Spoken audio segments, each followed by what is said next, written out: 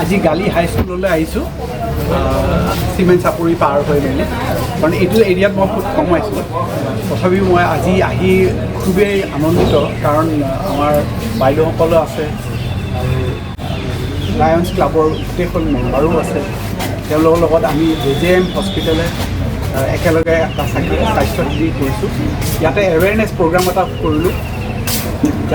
য'ত আমি কিছুমান স্বাস্থ্যৰ বিষয়ে কথা ক'লোঁ কেনেকৈ থাকিব লাগে কেনেকৈ আমি ভালকৈ থাকিলে আমাৰ বেমাৰ আজাৰবোৰ কমি যায়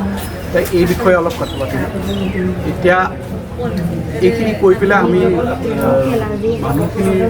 এটা লাভৱান হৈছে বুলি ভাবিছোঁ আৰু তেওঁলোকে যদি সদায় কামখিনি কৰে মনত ভাবি পেলাই এনেই শুনিছোঁ বুলি নাভাবি মানে যদি সদায় কাৰ্যকৰী কৰে তেওঁলোকৰ নিজৰ লাইফত তেতিয়াহ'লে কি হ'ব আমাৰ স্বাস্থ্যবোৰ আমি অসমৰ স্বাস্থ্য মানুহবোৰ চিটিজেনখিনি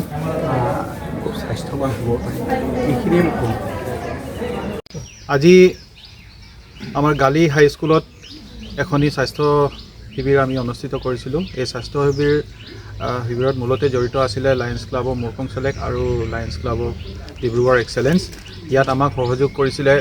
JJ মেমৰিয়েল হস্পিটেলৰ লগতে ইউৰোভিজন ডিপাৰ্টমেণ্ট অফ অপথালমলজি আৰু AMCH ডিব্ৰুগড় আৰু আমাৰ ইয়াত মুৰকং চেলেক চেম্বাৰ অফ কমাৰ্চ ইয়াৰ লগতে আমাক এই গোটেই কাৰ্যসূচীটোত সহযোগ কৰিলে আৰু সকলো সুবিধা তেওঁলোকে আমাক ইয়াত ব্যৱস্থা কৰি দিলে TMPK MMK আৰু TMMK গালি আঞ্চলিক কমিটিৰ তেখেতসকললৈ আমাৰ ধন্যবাদ জ্ঞাপন কৰিছোঁ আৰু যিসকল ব্যক্তিয়ে আমাৰ ওচৰত থিয় হৈ দি আমাক এই আজিৰ অনুষ্ঠানটো আমাক সাফল্যমণ্ডিত কৰিবলৈ সহায় কৰিলে তেখেতসকললৈ পোনপ্ৰথমে ধন্যবাদ জ্ঞাপন কৰিছোঁ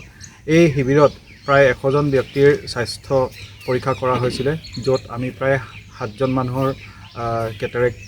ইয়াত ধৰা পৰিছে আৰু তেখেতসকলক বিনামূলীয়া অস্ত্ৰোপচাৰৰ বাবে